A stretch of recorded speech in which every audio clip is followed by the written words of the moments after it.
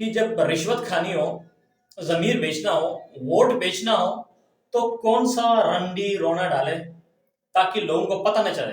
लेकिन मैं इंतज़ार में हूँ वो मौलवी जो तौहीन मज़हब के नाम पर हर रोज़ कत्ल के फतवे देते हैं। अब वो इन एमएनएस के बारे में कब देंगे जो पहले कुरान पे पूरी दुनिया के सामने हल्फ उठाते हैं और अगले दिन, अगले चाल, अगले महीने अपना ज़मीर बेचे। तो भाई जी साहब को लॉन्च कर दिया, उसने आके वो जी अपने पार्टी के मुखालिफ आप वोट दे सकते हैं, पहले वहां से राह मार कर दिया क्योंकि उसको भी दिलासा दिया गया था कि भाई आपको आगे पोजीशन दे रहे। मैं सबसे हैरान हूँ, बलूचिस्तान नेशनल पार्टी के बीएनपी मेंगल के 2 मेंबरान थे और वो बड़े इत्मीनान के साथ हाथ में तस्वीर लिए आ रहे हैं, मास्क लगा के वोट डालने। पता चला ऐसे पैसे खाए इन्होंने सिर्फ दुनिया को दिखाने के लिए शोर डाला है कि हम हवा हो गए। अस्सलाम वालेकुम। 26वीं आईनी तरमीम पास हो गई। पिछले एक हफ्ते से जो मुल्क में चलता रहा एज यूजुअल, उसमें कोई नई बात नहीं थी। अमेंडमेंट कौन करवा रहा था सब जानते थे, किस तरह करवाए जा रहे थे सब जानते थे, क्यों इतनी जरूरी थी सब जानते हैं। ये वही पैटर्न है जो पिछले कई सालों से पाकिस्तान में चलता आ रहा है, इसमें कोई नई बात नहीं थी। लेकिन सबसे इंटरेस्टिंग चीज जो इस बार 26वीं आईनी तरमीम में पूरे मुल्क ने देखा वो ये था कि जब रिश्वत खानी हो, ज़मीर बेचना हो, वोट बेचना हो, तो कौन सा रंडी रोना डाले ताकि लोगों को पता न चले। अब कंपनी ने आज से कुछ टाइम पहले कुछ लोगों को अगवा क्या कर लिया। अब हरामखोर, रिश्वतखोर, बेईमान और ज़मीर फरोश लोगों ने उसका गलत इस्तेमाल करना स्टार्ट कर दिया। अब आप देखिए, आज से एक हफ्ता पहले चंद सियासतदानों ने, खासतौर पर पाकिस्तान तहरीक इंसाफ के चंद सियासतदानों ने सोशल मीडिया पे आके रंडी रोना डाला था कि हमारे बच्चे अगवा हो गए, हम पे प्रेशर है, हमारे दुकानें गिराई जा रही है, हमारी प्रॉपर्टीज पे जो हमले किए जा रहे हैं। और इसी तरह से मीडिया वाविला मचा रहे थे कि कंपनी ने, मतलब वो सीधे बात तो नहीं करते थे लेकिन वो ये कह रहे थे सबको कि कंपनी ने उनके बंदों को अगवा कर लिया अमेंडमेंट के लिए।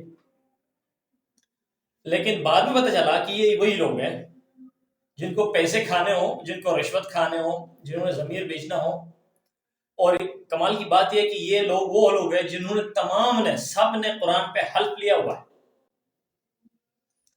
वो करते क्या है कि सबसे पहले डील कर लेते हैं, इतने करोड़ रुपए आप मुझे दे तो मैं आपके वोट हक में वोट डाल दूंगा, ठीक है।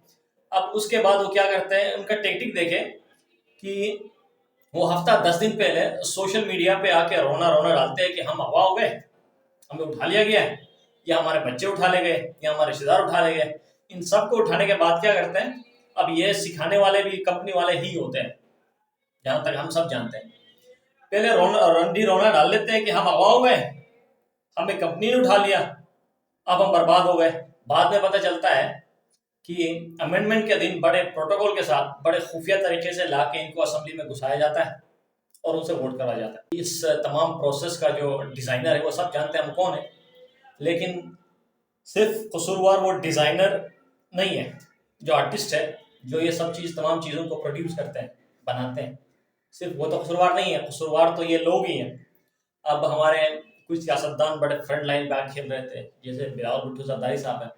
वो तो ऐसा लग रहा था कि जैसे ये आईनी तरमीम का आइडिया ही बिलावल भुट्टो का है। भाई साहब, हमें पता है आपको क्या है अगले वज़ीर आज़म की, इसलिए आप इतना उछल रहे थे और पैसे खर्च कर रहे थे, क्योंकि माशाल्लाह से सिंध के पैसे तो आपके वालिद साहब के पास है, तो सिंध में खर्च करनी नहीं है आपने, आपने सियासतदान खरीदने 40-40 करोड़ में, अच्छी बात है। उसके बाद पाकिस्तान तहरीक इंसाफ के कुछ एमएनए जो कुरान पे हल्फ उठाता है। लेकिन मैं इंतजार में हूँ वो मौलवी जो तौहीन मज़हब के नाम पर हर रोज कत्ल के फतवे देते हैं। अब वो इन एमएनएस के बारे में कत्ल के फतवे कब देंगे जो पहले कुरान पे पूरी दुनिया के सामने हल्फ उठाते हैं और अगले दिन, अगले चाल, अगले महीने अपना जमीर बेचे तो वोट दे देते हैं मुखालिफ को। अब मैं देखता हूँ वो तमाम मौलवी ग्रुप का है जो तौहीन मज़हब पे बड़े उछलते हैं। अब जरा देखता हूँ उनका स्टेटमेंट क्या आता है। तो बात ये है भाई कि इस हमाम में सब नंगे हैं, कंपनी वाले तो है ही हैं, हमारे जजेस, हमारे सियासतदान। अब माशाल्लाह से आजकल हमारे जस्टिस काजी फाइज ईसा साहब का जो किरदार है वो सबके सामने है। अब देखें, अमेंडमेंट 63A के खिलाफ जो डिसीजन हुआ था सुप्रीम कोर्ट के लार्जर बेंच ने, काजी फाइज ईसा साहब को लॉन्च कर दिया, उसने आके वो अमेंडमेंट उड़ा दी कि नहीं जी अपने पार्टी के मुखालिफ आप वोट दे सकते हैं। फिर वहां से राह मार कर दिया, क्योंकि उसको भी दिलासा दिया गया था कि भाई आपको आगे पोजीशन दे रहे, और उसके बाद उसने वो डिसीजन खत्म कर लिया। तो पीटीआई के 8-10 बंदे उठा लिया और उनसे वोटिंग करवाया। अब 5-6 बंदों को सामने लाया, 3-4 को पीछे बिठाए रखा, और उसमें से कुछ खास नाम ज़ैन कुरैशी साहब, जिसके अब्बू इस वक्त शान महमूद कुरैशी साहब जेल में हैं। उसके अलावा एक और सीनियर पीटीआई मेंबर है, एक तो ज़ैब साहब जो पिशा के बाजवड़ के अपना भाई के नाम पे, इमरान खान के नाम पे वोट लिया और अपना जमीन बेच दिया। चल कोई बात नहीं। मैं सबसे हैरान हूँ बलूचिस्तान नेशनल पार्टी के बीएनपी मेंगल के 2 मेंबरान थे, उनके बारे में ऐसे वाविला मचाया गया था, रो रहे थे कि वो अगवा हो गए, और वो बड़े इत्मीनान के साथ हाथ में तस्वीर लिए आ रहे हैं मास्क लगा के वोट डालने।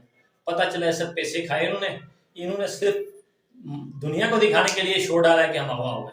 भाई तो ना कोई अगवा होता, इतना कोई बाज़मीर लोग अगर ये होते हैं तो ये मानते ही नहीं, ये मर जाते, अपने उसूलों पर जान दे देते, लेकिन कॉम्प्रोमाइज़ नहीं करते। अभी पता ये चला कि कंपनी वालों को बस ऐसे बंदे चाहिए, क्योंकि अमेंडमेंट भी जो है ना, ये अगर कोई ये कहे कि ये नवाज शरीफ साहब या बिलावल जरदारी साहब या जरदारी साहब का आइडिया था, तो वो इस खाम ख्याली में ना है। ये सबसे इसका जो क्रिएटर है, जो माइंड है, वो तो रावलपिंडी में बैठा हुआ है, सब जानते हैं, किसी से ढकी हुई बात नहीं है। अब इन्होंने उनको प्रेशराइज कर दिया, अब इन्होंने अपने कुछ छेले रखे हैं, वो इन चीज़ों को हैंडल करते हैं, जैसे मोहसिन नकवी है, जैसे फैसल वड़ा है। इनके दिन भी आएंगे बहुत जल्द। ये जितना उछल रहे हैं, इनको लग रहा है कि सब इस तरह स्मूथ चलेगा, नहीं चलेगी स्मूथ।